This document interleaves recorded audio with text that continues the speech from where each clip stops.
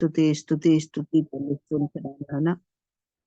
ఆది అంతము లేని వాడవు, అద్భుతకరుడవు, ఆశ్చర్యకర్తవు, బలవంతుడైన గొప్ప తండ్రివి, సమాధానకర్త. నీకు స్తోత్రాలు, వందనాలు, స్తుతి చెల్లిస్తుంటున్నాం. మరొక నూతన దినాన జనవరి 23వ తేదీన నా తండ్రి మమ్మల్ని అందరినీ సజీవుల లెక్కలో ఉంచి ప్రేయర్ ఫెలోషిప్ కు నా తండ్రి ఒక కుటుంబముగా చేరువచ్చుటకు ఇచ్చిన కృపను బట్టి వందనాలు, స్తోత్రాలు, స్తుతి చెల్లిస్తుంటున్నాం. నిన్ను స్తుతించుటకు, ఆరాధించుటకు, మహింపరచుటకు ఇచ్చిన తండ్రితను బట్టి నీకు వందనాలు చెల్లిస్తూ ఉంటున్నాం. దయామయడ, కృపామయడ, మహిమోన్నతుడమైన మహా సంరక్షకుడా, మరొక ఈ ఉదయ కాలంలో నా తండ్రి నీ పరిశుద్ధ వాక్యమును వినుటకు నాయన మేము మమ్మల్ని సిద్ధపరచమని వేడుకొని ప్రార్థిస్తున్నాం. చెప్పుటకు నీ దాసుని నా తండ్రి నీ వాక్యము చేత నింపి మా ఒక్కొక్కరికి అవసరమైన వాక్యము మాతో మాట్లాడగలందరికై వేడుకొని ప్రార్థిస్తున్నాం. మేము వాక్యాన్ని విని విడిచిపెట్టకుండా నా తండ్రి హృదయానుసారంగా గ్రహించి అనుసరించి జీవించుటకు నీ దయ చూపించమని వేడుకుంటున్నాం నాయన. దినములు భయంకరమైనవి, దినములు చెడ్డవిగా ఉన్నాయి నా తండ్రి. మరి వాక్యానుసారంగా మమ్మల్ని మేము సరి చేసుకున్న జాలం కానీ నైనా నీ పరిశుద్ధ ఆత్మశక్తి ద్వారా వాక్యానుసారంగా మేము జీవించి నడుచుకున్నటకును నీకు ఇష్టమైన రీతిగా నీ వాక్యంలో నీ మార్గంలో నడిచే కృప, ధన్యత, భాగ్యము నా తండ్రి మీరే మాకు అనుగ్రహించగలందులకై వేడుకుంటున్నాం. అయ్యగారిని మీ సిలువ చాటున మరుగుపరచండి నా తండ్రి. మీ బూరగా వాడుకొని నా తండ్రి నా ప్రభువా నీ వాక్యాన్ని మాకు బోధించగలందులకై బ్రతిమాలు వేడుకోం ప్రార్థిస్తున్నాం. ఎటువంటి ఆటంకములు లేకుండా నా తండ్రి జీవము గల వాక్యమును నా తండ్రి మేము విని జీవించుటకు సహాయం దయచేయండి. నిత్య జీవంలో చేరుటకు కృప దయచేయండి నాయన. ఎవ్వరము కూడా నిర్లక్ష్యము చేయకుండా నీ వాక్యాన్ని నా తండ్రి మా హృదయంలో భద్రపరుచుకున్నటకు నా తండ్రి వాక్యానుసారముగా జీవించి నడుచుకున్నటకు నీ దయా కనికరము మీరే చూపించగలందులకై వేడుకోం ప్రార్థిస్తున్నా. ఎంతమందో నా తండ్రి అనారోగ్యముల చేతను బాగలేని స్థితిలో సోమరితనముతో నా తండ్రి లేవలేకపోయి ఉంటున్నారేమో నాయన. అటు బిడ్డలను తండ్రి మరి ఒక అవకాశం అనుగ్రహించిన తండ్రి బిడ్డలతో మీరు మాట్లాడమని వేడుకుంటున్నాం. నిరాకడ సమయమున తండ్రి ఎంతో సమీపించి ఉన్నది నాయన. మేము అనేక సూచనలు మేము చూడగలుగుతూ వస్తూ ఉంటున్నాం నా తండ్రి. ఆ సూచనలు బట్టి నా తండ్రి నీ రాకడ ఆలస్యం కాలేదని మేము గ్రహించి తెలుసుకొని బుద్ధి కలిగి సిగ్గు కలిగి నా తండ్రి జ్ఞానము కలిగి జీవించే వారముగా ఉండున్నట్లు నీవే మాతో తోడై ఉండి మమ్మల్ని నడిపించి జీవింపచేయమని వేడుకుంటూ ప్రార్థన ప్రభైన క్రీస్తేస్తున్నాం పేరిట అడిగి వేడుకొని పొంది ఉంటున్నాం తండ్రి. ఆమేన్. ఆమేన్. Praise Lord. దేవుని నామానికి మహిమ కలుగును గాక. స్పీకర్ గారిని పరిచయం చేయవలసిందిగా సిస్టర్ గోడపాటి గారిని ఆహ్వానిస్తున్నాం. Okay brother. అందరికీ ప్రైజ్ లార్డ్. మరి మన మధ్యలో మరి వాక్యం అందించడానికి గౌరవనీయులు జయశ్రత్న కుమార్ గారు ఉన్నారు. వారిని పరిచయం చేయటం మరి ధన్యతగా భావిస్తున్నానండి. వారు గుంటూరు మరి గుంటూరు వాస్తవ్యులు. మరి లా విద్యారంగంలో బహుగా రాణించటమే కాకుండా సంక్షోభంలో ఉన్న ప్రజలను ఆదుకొనుటకు గాను అనునిత్యము తన ఉన్నత ఉద్యోగ వరమును సాధనంగా వాడుచున్నారండి.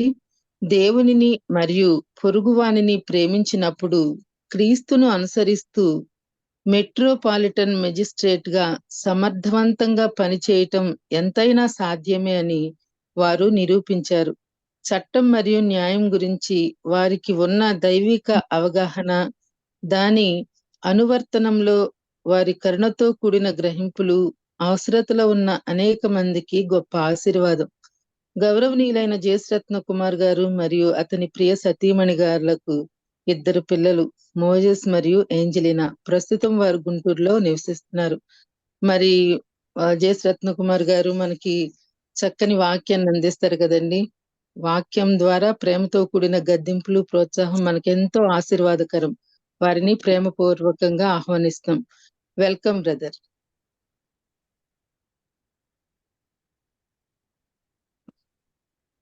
ప్రభు అయిన క్రీస్తు నామమున అందరికీ ఉదయకాల శుభాలు తెలియజేస్తా ఉన్నాను. ఈ దినం కొరకు ప్రత్యేకంగా ఏర్పాటు చేసుకున్న దేవుని వర్తమానము యోహాను భక్త కోటికి రాసిన మొదటి పత్రిక 1వ అధ్యాయము 1వ వచనాన్ని చదువుకుందాం. 1వ అధ్యాయము 1వ వచనము. యోహాను భక్తుడు రాసిన మొదటి పత్రిక 1వ అధ్యాయము 1వ వచనము. జీవవాక్యమును గూర్చినది ఆది నుండి ఏది ఉండెనో మేమేది వింటిమో కన్నులారా ఏది చూచితిమో ఏది నిదానించి కనుగొంటిమో మా చేతులు దేనిని తాకి చూచెనో అది మీకు తెలియజేయుచున్నాము. చిన్న ప్రార్థన చేసుకుందామని. కృపా సత్య సంపూర్ణుడా, మహోన్నతుడా, మీ ఘనమైన నామానికి మహిమ చెల్లిస్తూ ఈ ఉదయకాలమున మీ పాత సన్నిధికి వస్తున్నాం. మా జీవితంలో మీరు చేసిన ప్రతి మేలును జ్ఞాపకం చేసుకుని మీకు మహిమ చెల్లిస్తున్నాం. ఈ ఉదయకాలమున ప్రభా మీ సన్నిధి ప్రసన్నత మాతో ఉంచమని ప్రార్థన చేస్తున్నాం. మీ మెల్లనైన స్వరంతో మాతో మాట్లాడమని మిమ్మల్ని బ్రతిమాలుకుంటున్నాం. నాయన మీరు మాట్లాడితే మీ స్వరము నాయన మేము వింటే, మీ హెచ్చరికలు ప్రభా మేము గైకొంటే మా జీవితాలు నూతన పరచబడతాయి తండ్రి. నాయన అక్షరముగా కాకుండా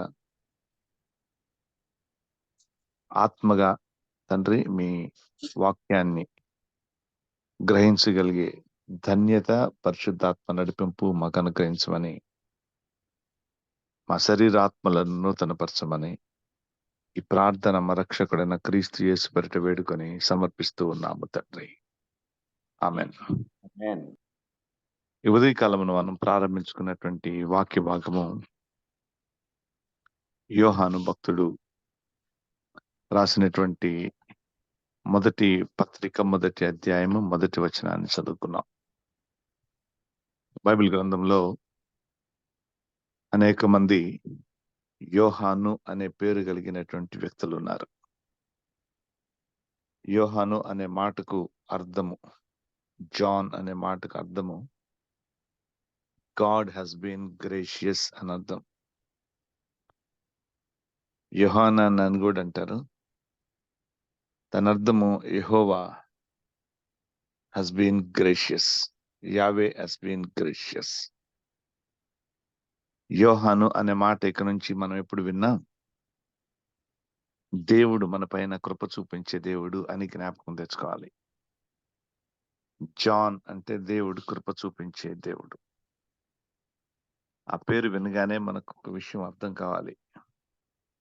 దేవుడు మన జీవితంలో ఇప్పటి వరకు ఎంత కృప చూపించాడు అని అర్థం అనే ప్రశ్న రావాలి. యోహాను సువార్త చదవటం ప్రారంభించిన, యోహాను భక్తుడు రచించినటువంటి లేఖలను చదవటం ప్రారంభించిన, యోహాను లిఖించినటువంటి ప్రకటన గ్రంథం చదువుతున్నా మనకు ఒక విషయం జ్ఞాపకం రావాలి. గాడ్ హ్యాస్ బీన్ గ్రేషియస్ అని. ఇప్పటి వరకు మన జీవితంలో చాలా సార్లు యోహాను అనే పేరు వినుంటాం, కానీ పేరు వినిన ప్రతిసారి ఆయన ఎంత కృపగలిగిన దేవుడు అనే ఒక ప్రశ్న మన జీవితంలో ప్రారంభం కావాలి. ఎందుకంటే మనకి చిన్న సహాయం చేసినా కూడా మనం జ్ఞాపకం పెట్టుకుంటూ ఉంటాం మనుషుల్లో. అయితే ధన్యత లేని నాకు, అర్హత లేని నా పైన ఆయన కృప చూపించే దేవుడిగా ఉన్నాడు అనే మాటను యోహాను అనే పేరు ప్రతి నిమిషం మనకు జ్ఞాపకం చేస్తూ ఉంటుంది. అందుకొరకు యోహాను భక్తుడు రాసినటువంటి లేఖ బైబిల్ స్టడీగా కొనసాగిస్తే మంచిదేమో అని అనిపిస్తూ ఉంది నాకు. God has been gracious. అయితే యోహాను సువార్తలోనే, యోహాను సువార్త మొదటి అధ్యాయం చూస్తే, మొదటి అధ్యాయము 7వ వచనంలో అతని పేరు యోహాను అని రాయబడి ఉంది. 6వ వచనంలో దేవుని యొద్ద నుంచి పంపబడిన ఒక మనుష్యుడుండెను, అతని పేరు యోహాను అని. ఈ టైటిల్ ఇంట్రడక్షన్ చూస్తే నాకు చాలా సంతోషం అనిపిస్తూ ఉంటది. దేవుని యొద్ద నుంచి పంపబడిన ఒక మనుష్యుడుండెను, అతని పేరు యోహాను. పేరుని పరిచయం చేస్తా ఉన్నాడు దేవుడు. యోహాను సువార్త రాసినటువంటి ఈ యోహాను సువార్తలో మొదటి అధ్యాయము 7వ వచనంలో అతని పేరు యోహాను అని రాయబడి ఉంది. చాలా జాగ్రత్తగా అర్థం చేసుకోవాలి.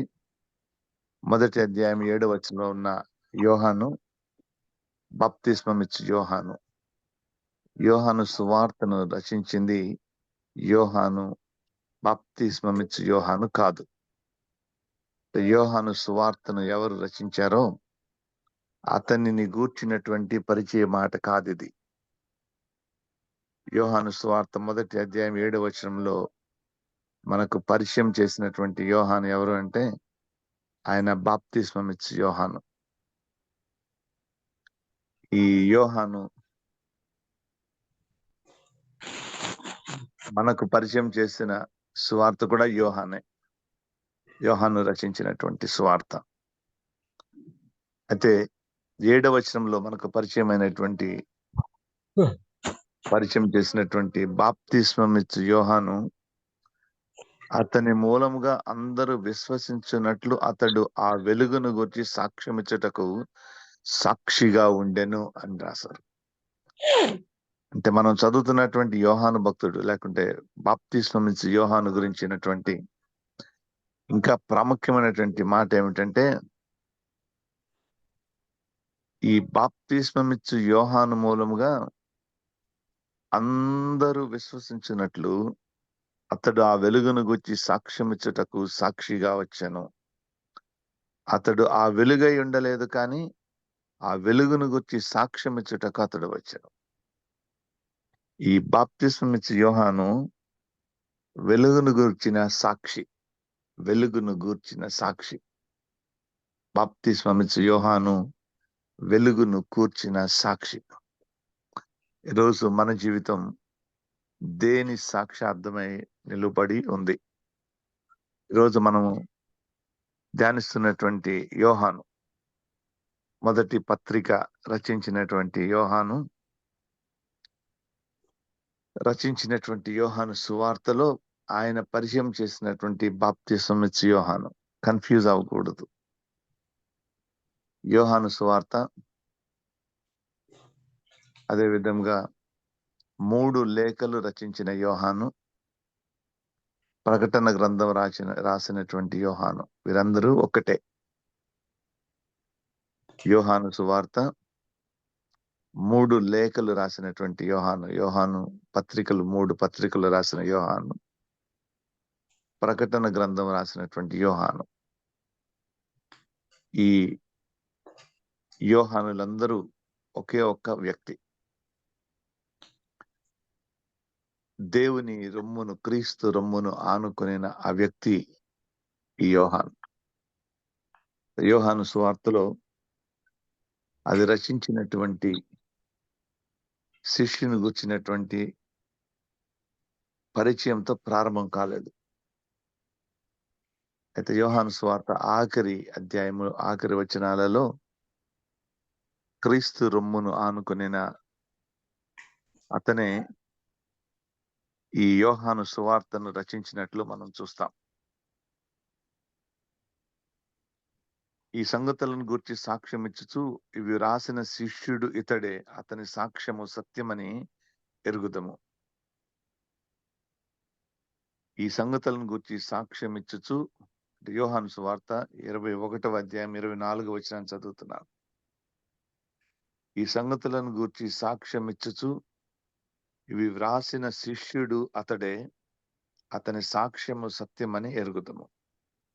దీనిని బట్టి యోహాను సువార్త రచించినటువంటి వ్యక్తి ఎవరు అంటే క్రీస్తు ప్రభువు శిష్యుడైనటువంటి యోహాను.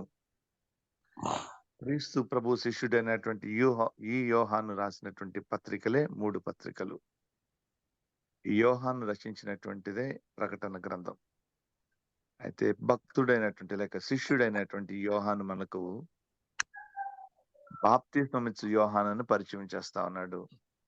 అతని మూలముగా అందరూ విశ్వసించినట్లు అతడు ఆ వెలుగును గూర్చి సాక్ష్యం ఇచ్చుచు సాక్షిగా వచ్చెను. బాప్తిస్మమిచ్చు యోహాను వెలుగును గూర్చినటువంటి సాక్షిగా నిలబడ్డాడు. ఈరోజు మన జీవితం ఎటువంటి సాక్ష్యంగా నిలబడింది ఈ లోకానికి?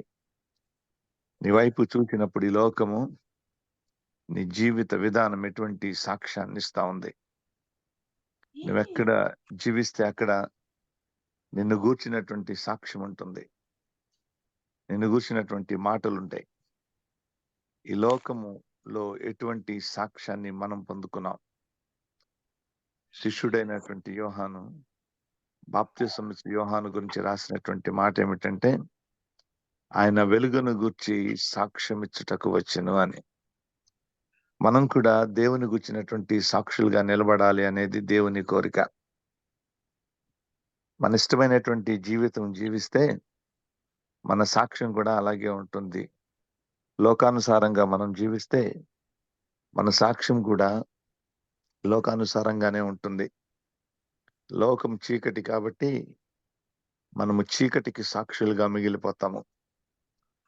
అయితే శిష్యుడైన యోహాను, బాప్తిస్మమిచ్చు యోహాను గురించి చెప్పినటువంటి మాట ఆయన వెలుగును గూర్చినటువంటి సాక్షి అని.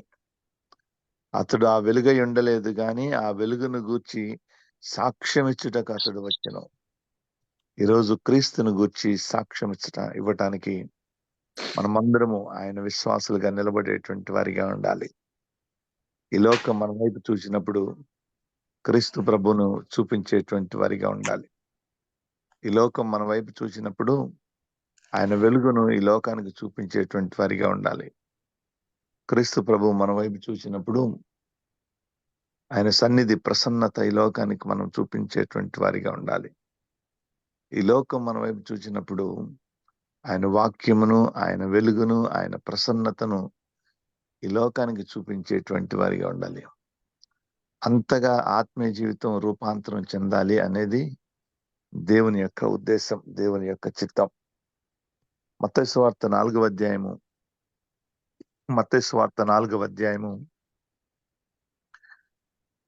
18వ వచనం నుంచి 22వ వచనం వరకు శిష్యుడైన యోహాను గురించి కూడా తెలుసుకుందాం. ఎందుకంటే మన మూల పాఠము శిష్యుడైన యోహాను రచించినటువంటి మొదటి లేఖ. ఈ శిష్యుడైనటువంటి యోహాను గురించి మనం అర్థం చేసుకుంటే ఆయన రచించినటువంటి లేఖలు గురించినటువంటి ఆత్మీయ సత్యాలను మనం అర్థం చేసుకోగలుగుతాం. ఇప్పటి వరకు మనం చూసినటువంటి వెలుగును గూర్చి సాక్ష్యం ఇవ్వటానికి వచ్చినటువంటి బాప్తిస్మమిచ్చు యోహాను గురించి చూసాం. ఇప్పుడు యోహాను సువార్త రచించినటువంటి క్రీస్తు రొమ్మును ఆనుకునేన ఆయన ప్రియుడైనటువంటి శిష్యుడిని గూర్చినటువంటి మాటలు ఇవి.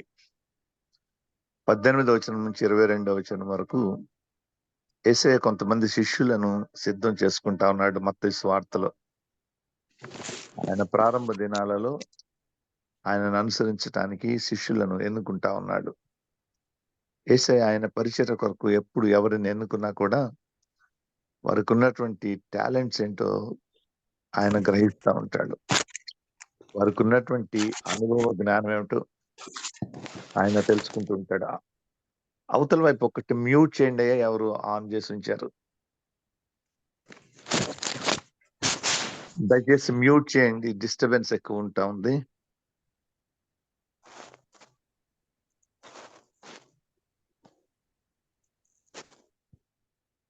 మత్తయి సువార్త 4వ అధ్యాయం 18వ వచనం నుంచి 12వ వచనం వరకు ఉన్నటువంటి ఈ వాక్య భాగంలో 18వ వచనంలో యేసు గలిలయ సముద్ర తీరమున నడుచుచుండగా పేతురు అనబడిన సీమోను అతని సహోదరుడైన ఆంద్రేయ అని ఇద్దరు సహోదరులు సముద్రములో వల వేయుట చూచెను, వారు జాలరులు.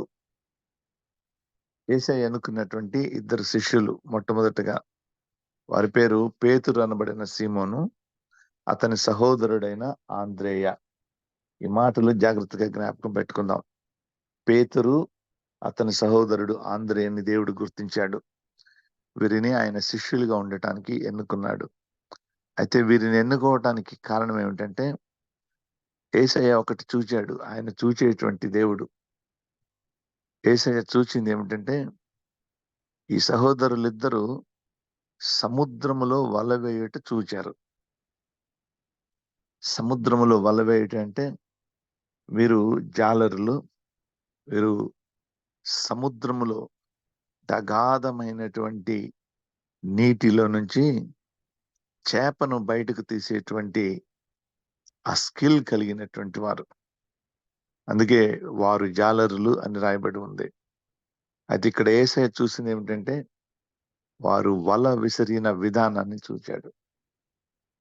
దేవునికి ఈ లోకంలో మనుషులను పట్టు జాలరుల అవసరం ఉంది. అయితే ఆత్మీయంగా వలలు వేయాలి. వాక్యాన్ని ప్రకటిస్తూ ఆత్మలను పట్టుకోవాలి. మరొకసారి చెప్తాను, ఆత్మీయంగా వాక్యాన్ని విసురుతూ వాక్యాన్ని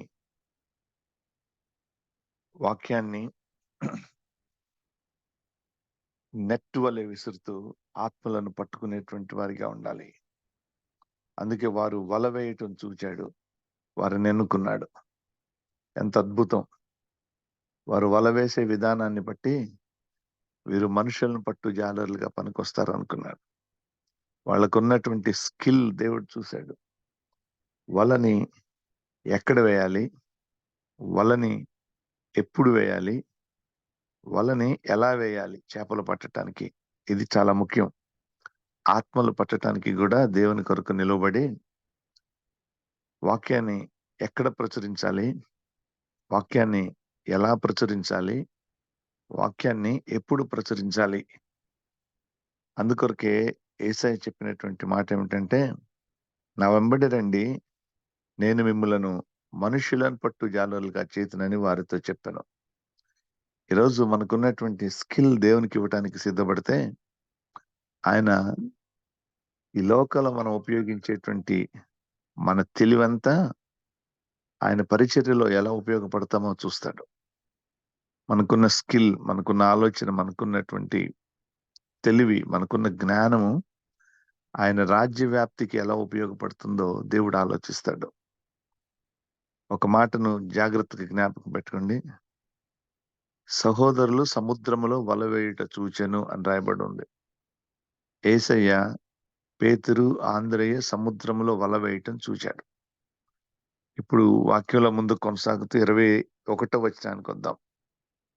మత్తయి సువార్త 4వ అధ్యాయము 21వ వచనము. ఆయన అక్కడి నుండి వెళ్ళి జెబెదయి కుమారుడైన యాకోబు, అతని సహోదరుడైన యోహాను అని మరి ఇద్దరు సహోదరులు తమ తండ్రి అయిన జెబెదయి యొద్ద దోణిలో తమ వలలు బాగు చేసుకుని చుండగా చూచి వారిని పిలిచెను. ఇప్పుడు యేసయ్య మొదటి ఇద్దరిని సముద్రములో వల వేయుట చూచాడు. ఇప్పుడు ఇంకొక ఇద్దరున్నారు, యాకోబు యోహాను అని. ఈ యాకోబు యోహాను కూడా వలలు పట్టుకున్నటువంటి వారే. అయితే యాకోబు యోహాను వలలు బాగు చేసుకుని చుండగా చూచి అని రాయబడి ఉంది. అంటే ఇద్దరు వలలు వేయటం చూశాడు, ఇద్దరు వలలు బాగు చేయటం చూశాడు. పేతురు ఆంద్రేయ సముద్రంలో వలలు వేయటం చూశాడు, వారిని ఎన్నుకున్నాడు. యాకోబు యోహాను వలలు బాగు చేయటం చూశాడు, వారిని ఎన్నుకున్నాడు. వలలు వేయటం ఒకరి స్కిల్ అయితే వలలు బాగు చేసుకోవటం మరొకరి స్కిల్. వలలు బాగు చేయటం అని వేరు, వలలు శుభ్రం చేయటం వేరు. వలలు శుభ్రం చేయటం అంటే సముద్రంలో అనేకమైన పడుతూ ఉంటాయి. చేపలతో పాటు నిరుపయోగమైన అనేకం పడుతూ ఉంటాయి. అయితే వాటన్నిటిని క్లీన్ చేసుకోవటం, శుభ్రం చేసుకోవటం,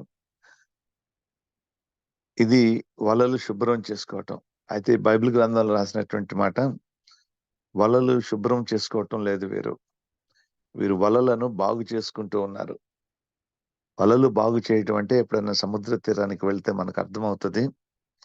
ఒకసారి వలలు విసిరిన తర్వాత చేపలను సముద్రములు వలలో పడినటువంటి అన్నిటినీ ఒడ్డుకు లాగిన తర్వాత వలలో కొంత భాగం పిగిలిపోతూ ఉంటుంది, వలలో కొంత భాగం చినిగిపోతూ ఉంటుంది, వలలో కొన్ని థ్రెడ్స్ తెగిపోతూ ఉంటాయి.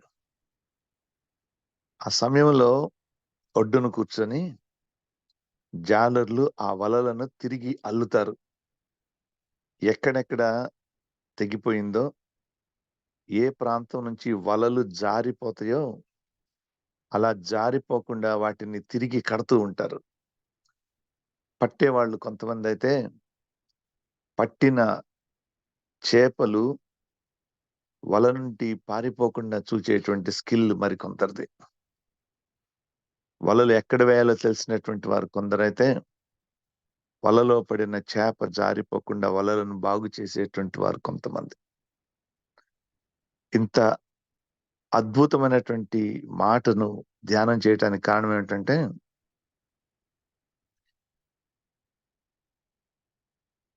యోహాను వలలు బాగు చేసేటువంటి వాడు.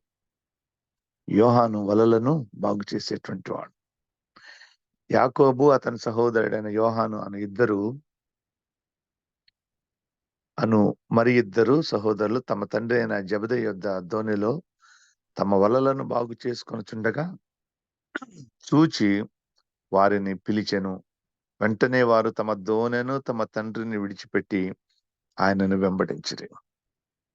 అయితే అత్యంత ముఖ్యమైనది ఏమిటంటే, సముద్రంలో వల వేయటం చూశాడు పేతురు, ఆంద్రేయ. సముద్రంలో వల వేయటం యేసయ్య చూచాడు. వారికి ఒక మాట చెప్పాడు, మిమ్ములను మనుషులను పట్టు జాలరులుగా చేస్తాను రండి అని. వెంటనే వారు వలలు విడిచిపెట్టి ఆయనను వెంబడించారు. ఈ లోక సంబంధమైనటువంటి స్కిల్ని విడిచిపెట్టి స్పిరిచువల్ స్కిల్, ఆత్మల పట్టు జాలరులుగా, మనుషులను పట్టు జాలరులుగా ఆయన మాట విని వెంటనే వెళ్ళిపోయారు, ఆయనను వెంబడించారు. యాకోబు, యోహాను కూడా వలలు బాగు చేసుకుంటూ ఉన్నారు. ఆయన వారిని పిలిచిన వెంటనే వారు తమ దోణెను తమ తండ్రిని విడిచిపెట్టి ఆయనను వెంబడించారు. ఆయన పిలుపు విన్న వెంటనే ఆయనను వెంబడించారు. ఈరోజు మనం మూలవాక్యం యోహాన్ రాసినటువంటి 3 పత్రికలలో మొదటి పత్రిక, మొదటి అధ్యాయం.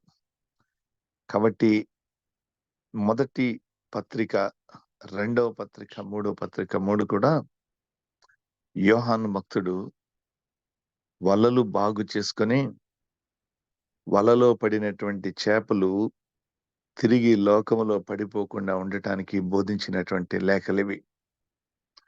వారు వలలు బాగు చేసుకునేటువంటి స్కిల్ కలిగినటువంటి వారు. వలని బాగు చేశాడు. పడినటువంటి ఏ చేప కూడా తిరిగి లోకంలోనికి వెళ్ళదు. పడినటువంటి ఏ ఆత్మ కూడా తిరిగి లోకంలోనికి వెళ్లకుండా ఈ 3 లేఖలు యోహాను రచించాడు.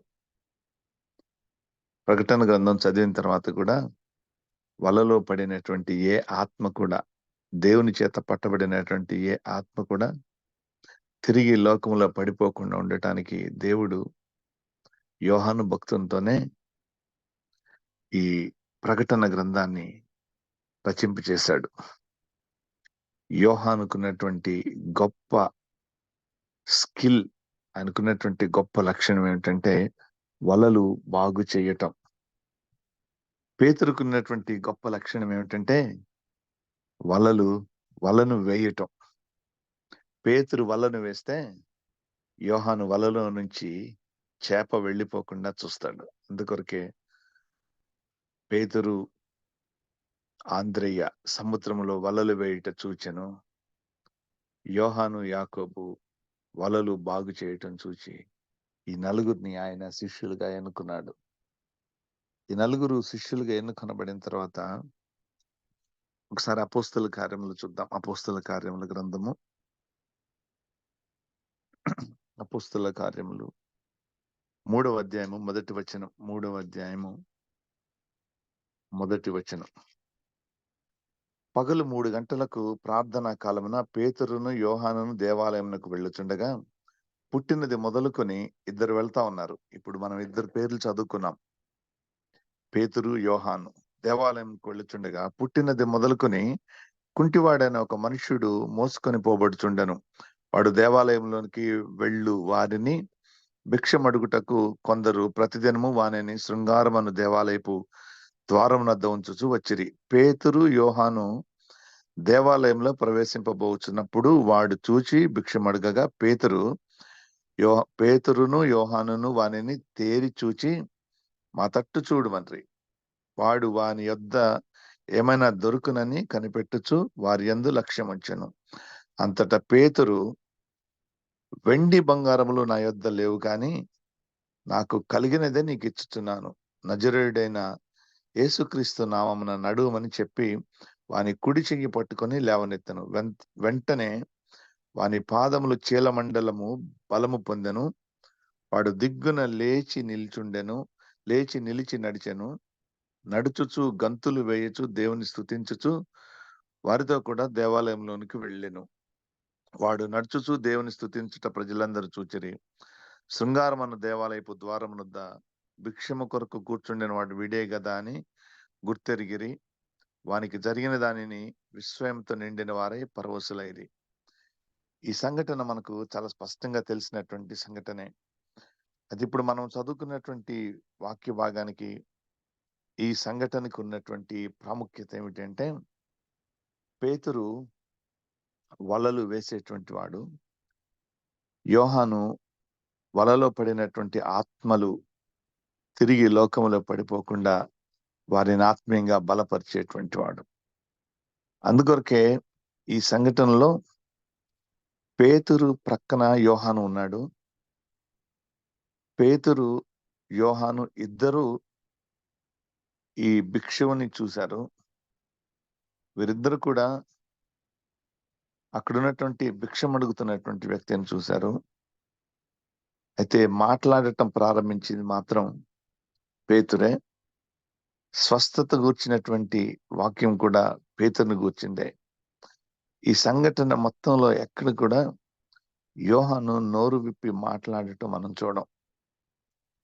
పేతురు, యోహాను దేవాలయంలోకి ప్రవేశింపబోతున్నప్పుడు ఉన్నాడు. దేవుని వాక్యములు చూస్తే పేతురు ప్రక్కన యోహాను ఉంటాడు, కానీ వాక్యాన్ని పేతురు బోధిస్తూ ఉంటాడు. నిశ్శబ్దంగా యోహాను ఉంటాడు. ఈరోజు ఇంత నిశ్శబ్దంగా తోటి సేవకులు ఉండటం చాలా కష్టమే.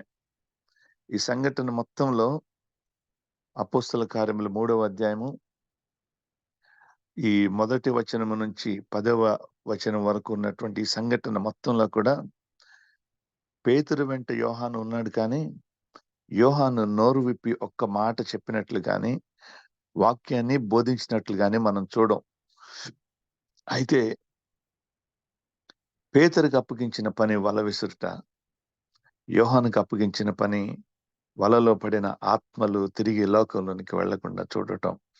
అందుకే పేతురు పరిచర్య పేతురు చేస్తూ ఉంటే ప్రక్కనే యోహాను నిలబడి ఉన్నాడు. ఈరోజు వాక్య పరిచర్యలో వలలు వేసేటువంటి వారు కావాలి. వలలు పిగిలిపోకుండా తిరిగి కట్టేటువంటి వారు కావాలి. ఇది సంపూర్ణమైనటువంటి పరిచర్య. వల విసిరినప్పుడు వలలో పడినటువంటి చేపలు ఆ వలలో నుంచి తిరిగి సముద్రంలో పడిపోకుండా, వలలు విసిరినప్పుడు వాక్యాన్ని ప్రచురించినప్పుడు పట్టబడినటువంటి ఆత్మలు తిరిగి లోకంలోనికి పడిపోకుండా వలలు విసురుట, చినిగిపోయినటువంటి వలలను బాగు చేయట, ఈ రెండు పరిచర్య కలిసి ముందుకు వెళ్ళవలసినటువంటిది. పేతురు, యోహాను కలిసి ఉండటానికి కారణం ఇదే. పేతురు వలలు వేయటం అతని స్కిల్, యోహాను వలలు బాగు చేయటం అతని స్కిల్.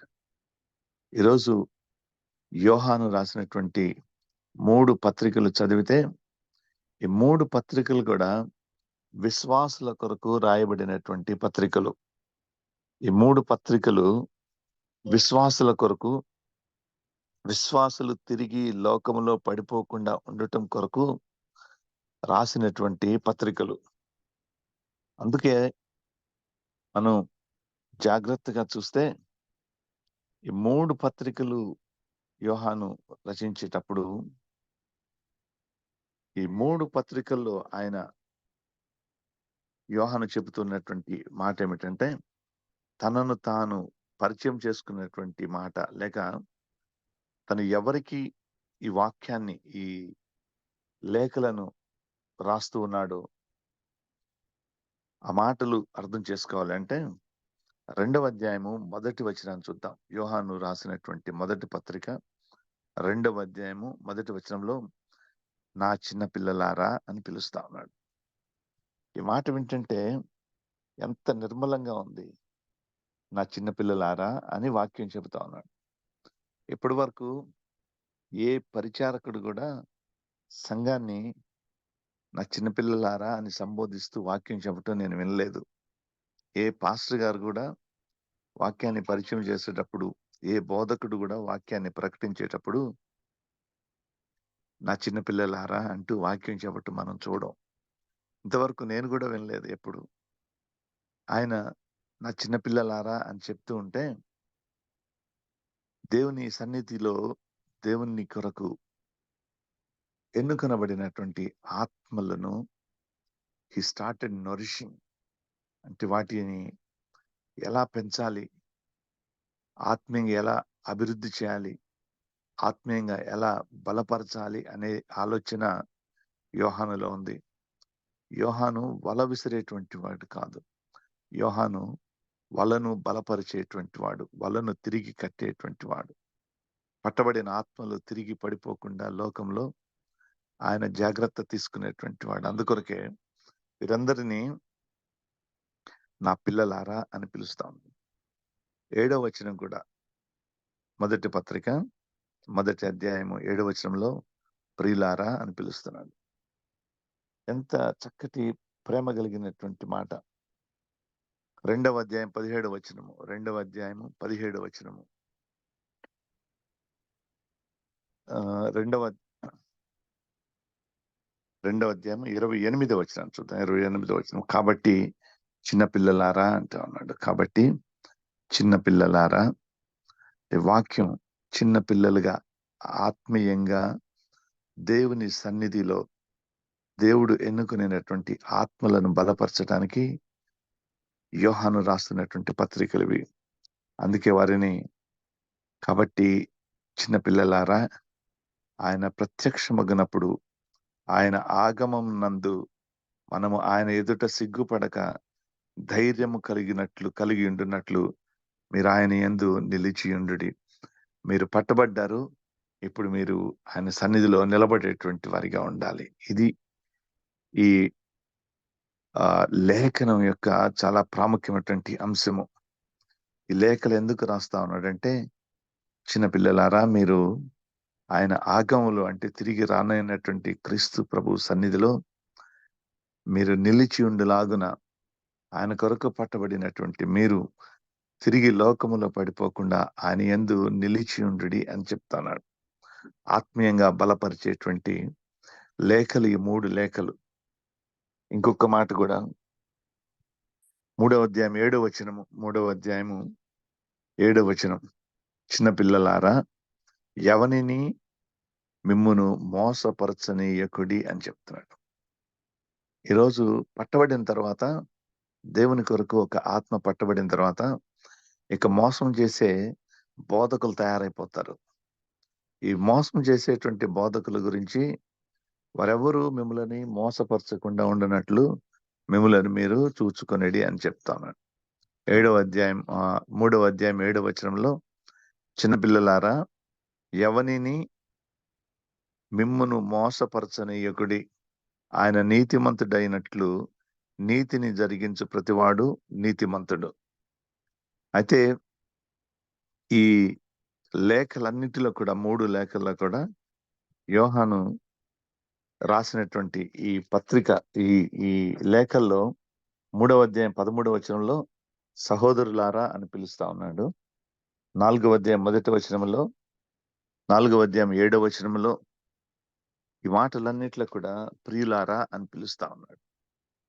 ఈ మాటలన్నీ కూడా ఈ లేఖలో రాసినటువంటి ప్రతి హెచ్చరిక దేవుని చేత ఎన్నుకొనబడినటువంటి విశ్వాసులకు రాయబడినటువంటి, వారిని బలపరచటానికి, తిరిగి లోకములో పడిపోకుండా వారిని ఆత్మీయంగా బలపరచటానికి యోహాను రచించినటువంటి పత్రిక ఇది. పత్రికలు, ఈ 3 పత్రికలు కూడా. అందుకొరకు యోహానుకు ఉన్నటువంటి స్కిల్ గురించి మనం చదువుకున్నాం. యోహాను అంటే గాడ్ ఈస్ గ్రేషియస్.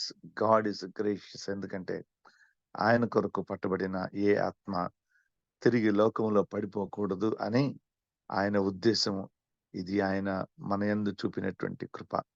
మనం ఈ లోకంలో పడిపోతే తండ్రితో సదాకాలం ఉండే ధన్యతను మనం కోల్పోతాము.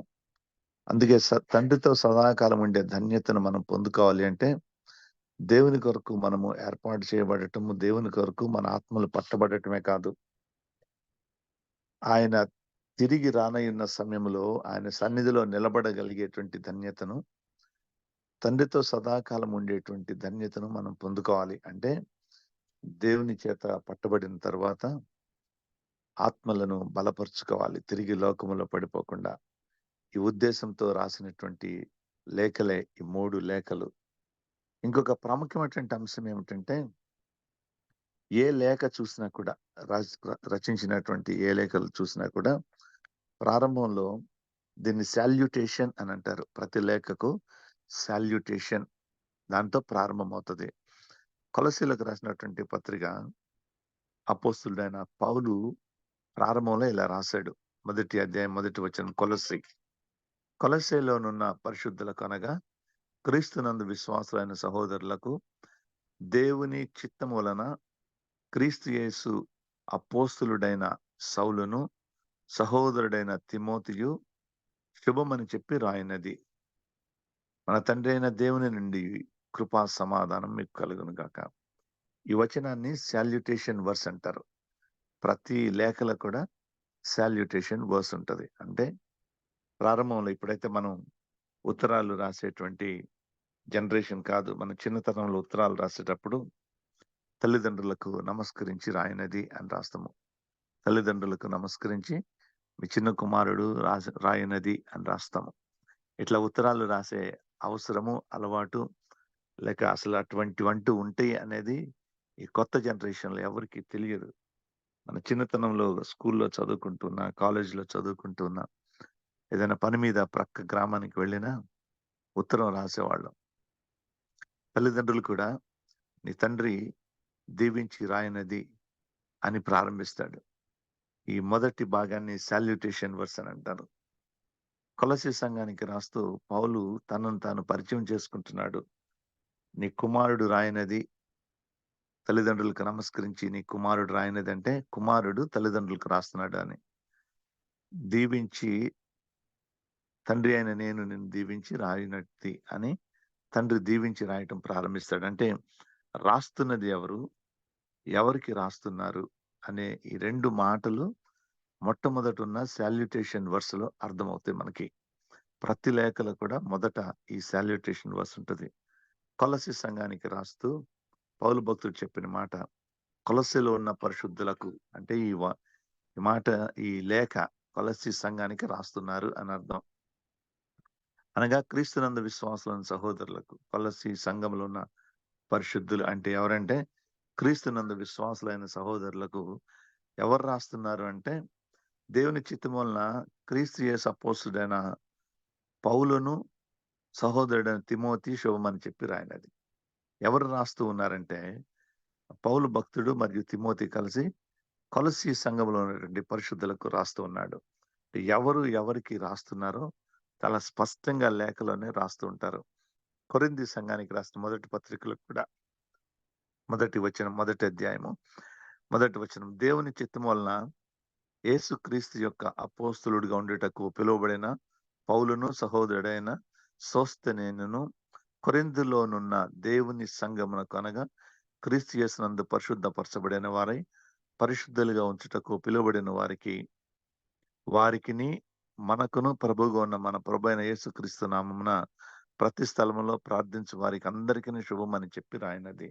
ఇది కూడా సాల్యుటేషన్ వర్స్. అంటే కొరింథీ సంఘానికి లేక కొరింథీ సంఘంలో ఉన్నటువంటి పరిశుద్ధపరచబడినటువంటి సంఘస్థులకు దేవుడు ఎన్నుకునేటువంటి క్రీస్తు యేసు యొక్క అపోస్తలుడిగా ఉండుటకు పిలువబడిన సౌలని నేను రాయినది. అంటే సౌలు తనను తాను పరిచయం చేసుకుంటున్నాడు. ఏమనంటే పిలువబడినటువంటి వాడు అపోస్తలుడు, క్రీస్తు చేత పిలువబడినటువంటి వాడు, దేవుని చిత్తం వలన పిలువబడినటువంటి నేను కొరింథీ సంఘంలో ఉన్నటువంటి మీకు రాయిస్తున్నటువంటి లేఖ అని. అంటే ఈ సాల్యుటేషన్ వర్స్ లో కూడా మనకేం అర్థమవుతుందంటే పౌలు భక్తుడు కొరింథీలో ఉన్నటువంటి విశ్వాసులకు రాస్తున్నాడు అని.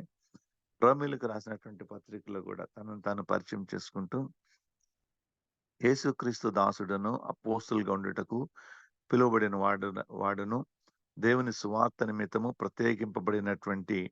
ప్రత్యేకింపబడిన వాడునైన సౌలు రోమాలో ఉన్న దేవుని ప్రియులందరికీ అనగా పరిశుద్ధులుగా ఉండేటకు పిలువబడిన వారందరికీ శుభమని చెప్పి రాయినది. దీనిని సాల్యుటేషన్ వర్స్ అంటారు. రోమీయులకు రాసిన పత్రికలో పౌలు భక్తుడు రాస్తా ఉన్నాడు, తనను తాను పరిచయం చేసుకుంటున్నాడు.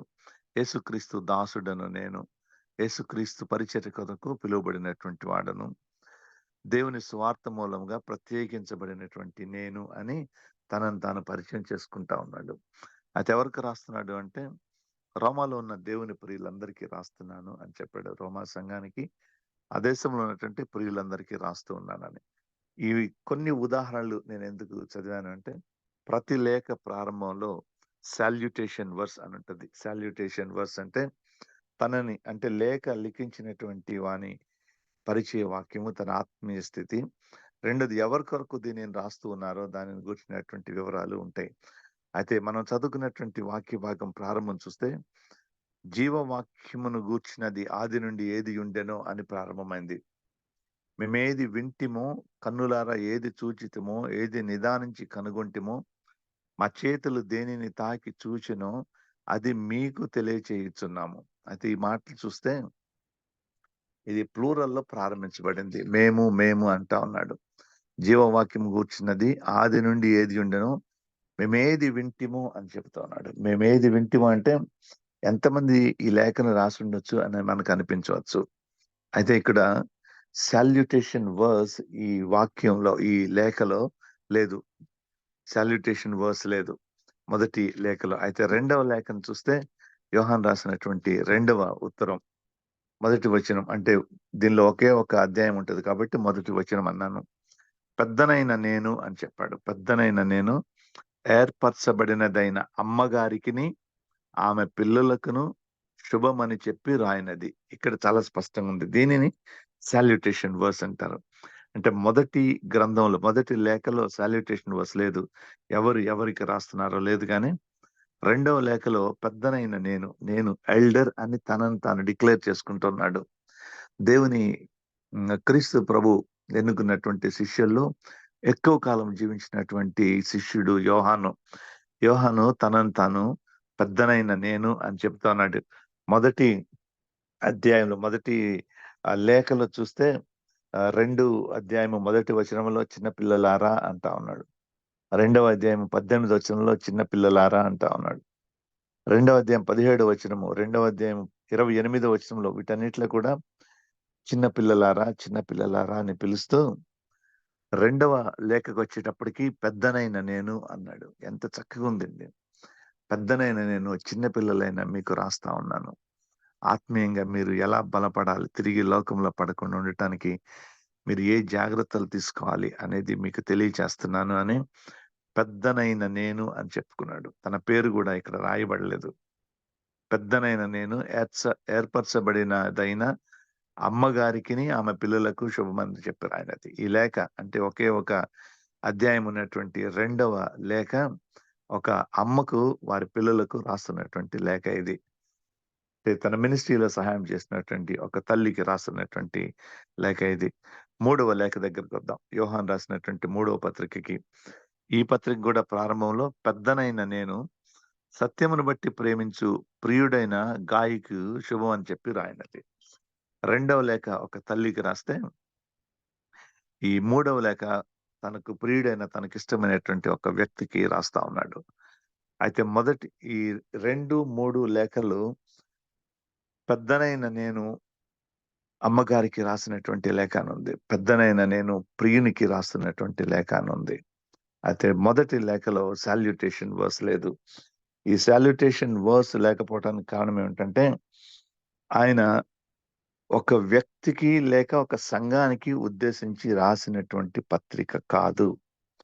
ఈ పత్రిక ఒక సంఘానికి లేక ఒక వ్యక్తికి, మొదటి పత్రిక ప్రాముఖ్యంగా ఒక వ్యక్తికి లేక ఒక సంఘాన్ని ఉద్దేశించి రచించినటువంటి లేఖ కాదు. యోహాను భక్తుడు దేవుని చేత ఎన్నుకొనబడినటువంటి దేవుని విశ్వాసుల కొరకు రచించినటువంటి లేఖ ఇది. అందుకొరకు దీనిలో సాల్యుటేషన్ వర్స్ లేదు. ఎందుకంటే సంఘము మొత్తం లేక ఈ ప్రపంచమంతా కూడా దేవుడు ఎన్నుకునేటువంటి ఆత్మల కొరకు రాసినటువంటి లేఖ ఇది. ఈ లేఖలో ఉన్నటువంటి గొప్పతనం అదే. పౌలు భక్తుడు రచించినటువంటి లేఖలన్నిటిలో కూడా రాసినటువంటి లేఖలు ప్రత్యేకంగా ఒక సంఘానికి రాసినటువంటి లేఖలుగా ఉంటే, ఒక వ్యక్తికి రాసినటువంటి లేఖలుగా ఉంటే, ఈ లేఖ ప్రాముఖ్యత ఏమిటంటే, యోహాను భక్తుడు రాసిన మొదటి పత్రికకు ఉన్నటువంటి గొప్ప లక్షణం ఏమిటంటే, ఇది దేవుని చేత పట్టబడినటువంటి ఆత్మలను తిరిగి బలపరచటానికి సార్వత్రిక సంఘము లేక సార్వత్రిక సంఘములో విశ్వాసులుగా ఉన్నటువంటి వారికి రాయబడినటువంటి లేఖ ఇది. సార్వత్రిక అంటే యూనివర్సల్ హుడ్. అంటే ఈ యూనివర్స్ లో లేక ఈ సృష్టిలో ఉన్నటువంటి దేవుని చేత పిలువబడిన, ఎన్నుకొనబడిన, దేవుని కొరకు నిలుచున్నటువంటి విశ్వాసుల కొరకు వారి ఆత్మీయ జీవితాన్ని బలపరచటం కొరకు రచించినటువంటి లేఖ ఇది. అందుకొరకు దీనిలో సాల్యుటేషన్ వర్స్ లేదు. అయితే ఒక మాట మాత్రం చెప్తా ఉన్నాడు. ఈ లేఖ రాయటానికి ప్రాముఖ్యమైనటువంటి మాట ఏమిటంటే, 2వ అధ్యాయం 18వ వచనంలో రాసినటువంటి మాటను చూస్తే, 2వ అధ్యాయము 18వ వచనంలో, పిల్లలారా ఇది కడవరి గడియ అని చెప్పాడు. ఇది కడవరి గడియ. మనం ఇప్పుడుంది ఆఖరి రోజుల్లో మనం ఉన్నాము అని ఈ లేఖ రాయటం ప్రారంభించాడు. ఈ 2వ అధ్యాయము 18వ వచనంలో ఒక హెచ్చరిక రాస్తా ఉన్నాడు. చిన్నపిల్లలారా ఇది కడవరి గడియ. ఇది కడవరి గడియ. అయితే కడవరి గడియ అంటే ఏంటంటే, క్రీస్తు విరోధి వచ్చునని వింటిరి కదా. ఇప్పుడును అనేకమైన క్రీస్తు విరోధులు బయలుదేరుతున్నారు. ఇది కడవరి గడియ అని దీని చేత తెలుసుకొంటున్నాం. ఈరోజు కడవరి గడియ ఇది అని మనం ఎట్లా తెలుసుకుంటామంటే, క్రీస్తు ప్రభువుకు విరోధులైనటువంటి వారు అనేకులు వస్తా ఉన్నారు కాబట్టి ఇది కడవరి గడియ అని మనం తెలుసుకోవచ్చు. ఇది కడవరి గడియ అని మనం తెలుసుకోవాలి.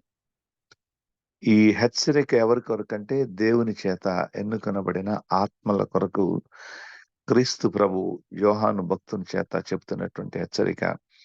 ఇది కడవరి గడియ. ఇది కడవరి గడియ. ఈ వాక్యాన్ని ఇంకా ముందు కొనసాగించుకుంటూ ఉందాం. యోహాను రాసినటువంటి మొదటి పత్రిక ధ్యానాన్ని ముందుకు తీసుకుని వెళ్తూ ఉంటాను. ఇప్పటి వరకు మనం నేర్చుకున్నది ఏమిటంటే, యోహాను భక్త కోటికి రాసిన మొదటి పత్రిక అంటే, యోహాను దేవుని శిష్యుడు, ప్రియ శిష్యుడైనటువంటి యోహాను. ఈ యోహాను క్రీస్తు ప్రభు రొమ్మున ఆనుకునేటువంటి యోహాను. ఈ యోహాను సువార్తను, యోహాను 3 లేఖలను, ప్రకటన గ్రంథాన్ని రచించినటువంటి యోహాను.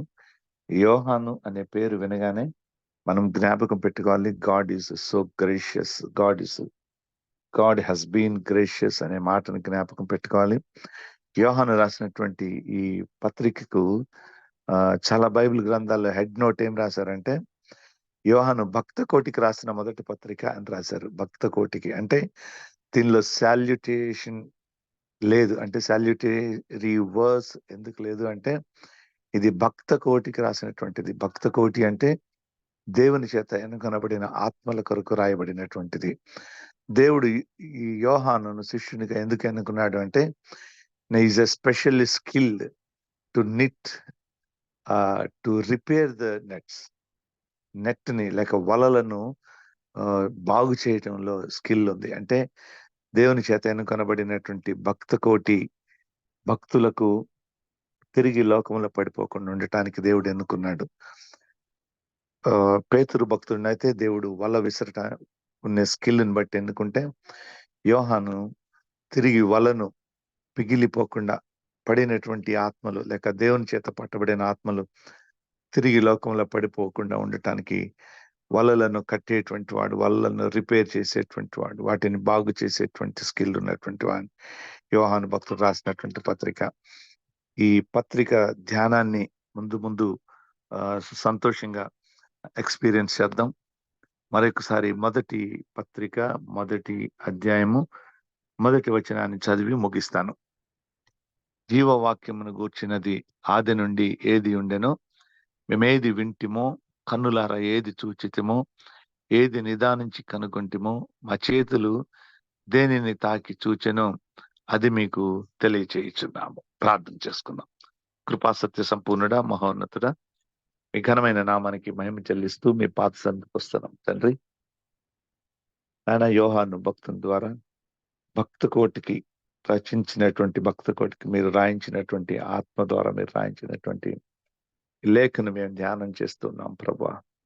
ఆయన మనుషులను పట్టు జాలర్లుగా పేతురును ఎన్నుకుంటే, పట్టబడిన ఆత్మలు తిరిగి పడిపోకుండా యోహానును మీరు ఎన్నుకున్నారు తండ్రి. పట్టబడుట నాయన, తిరిగి వాటిని కాపాడుట, ఆత్మలు పట్టబడుట, ఆత్మలను ఈ లోకములో పడిపోకుండా తిరిగి కాపాడుట, ఈ రెండు కలిసి సువార్త పరిచర్య ముందుకు వెళ్ళాలి. మేమందరం వాక్యం చెప్పేవాళ్ళుగా ఉన్నాం, కానీ మీ సన్నిధికి వచ్చిన బిడ్డలు లోకంలో పడిపోకుండా తండ్రి ఆ స్కిల్ మాకెవ్వరికి లేదయ్యా. యోహానుకు మాత్రమే ఇచ్చారు. మేము నిలబడి వాక్యం చెబుతా ఉన్నాం, వాక్యం చెప్తూ వలలు విసిరేటువంటి వారిగానే ఉన్నాం, కానీ ఆయన వలలో పడిన చేపలు తిరిగి లోకములో పడిపోకుండా వలలను ఆయన జాగ్రత్తగా బాగు చేయగలిగే స్కిల్ మాకు లేదయ్యా. ఇది యోహాను భక్తుని ద్వారా మేము నేర్చుకున్నాం. యోహాను మీరు ప్రత్యేకంగా ఎన్నుకున్నారు. ఆత్మలను, రక్షింపబడిన ఆత్మలను తండ్రి బలపరచటానికి, నీ కొరకు మీ మహిమలో నాయన మీరు తిరిగి వచ్చే సమయంలో నిలబెట్టడానికి కావాల్సిన ఆత్మీయ శక్తిని తండ్రి యోహాను భక్తుని ద్వారా మీరు అనుగ్రహించడానికి ఇష్టపడతా ఉన్నారు. ఆయన ఈ 3 లేఖలు మేము ధ్యానం చేస్తుండగా తండ్రి మాకు కావాల్సిన ఆత్మీయ పాఠాలు మాకు నేర్పించండి. మీ కొరకు మేము పట్టబడినటువంటి వారిగా ఉంటే ఆయన తిరిగి పడిపోకుండా మమ్మలను సంరక్షించమని, ఈ లోకంలో పడిపోకుండా సంరక్షించమని, మీ సన్నిధి ప్రసన్నత తండ్రి ఈ వాక్యం వింటున్నా మాకందరికి తోడుగా ఉంచమని, సార్వత్రిక సంఘానికి తోడుగా ఉంచమని ఈ ప్రార్థన మా రక్షకుడైన క్రీస్తు యేసు పేరిట వేడుకొని సమర్పిస్తున్నాము తండ్రి. Amen. Amen. Amen. Praise Lord. అనే దేవుని నామానికి మహిమ కలుగును గాక. దేవుడు మాట్లాడిన విధానాన్ని బట్టి మేము ఎంతగానో హెచ్చరించబడ్డాం, నూతనంగా ఆత్మీయ బలాన్ని పొందుకున్నాం, ఆశీర్వదించబడ్డాం. మా సహవాసం తరపున మీకు ప్రత్యేక వందనాలు తెలియజేస్తా ఉన్నాం. Praise Lord. Praise Lord. మన మధ్య ఉన్నటువంటి పాస్టర్ రాబర్ట్ జేమ్స్ అయ్య గారు ముగింపు ప్రార్థన, పరలోక ప్రార్థన ఇస్తారు. అయ్య గారు ప్లీజ్. ప్రేమ గల మా తండ్రి, పరిశుద్ధుడైన దేవ మీకు స్తోత్రం. ఈరోజు మీరు మాకు ఇచ్చిన వర్తమానం కొరకు ఆచరిస్తున్నాను. యోహాను రాసిన పత్రికల్లో నుండి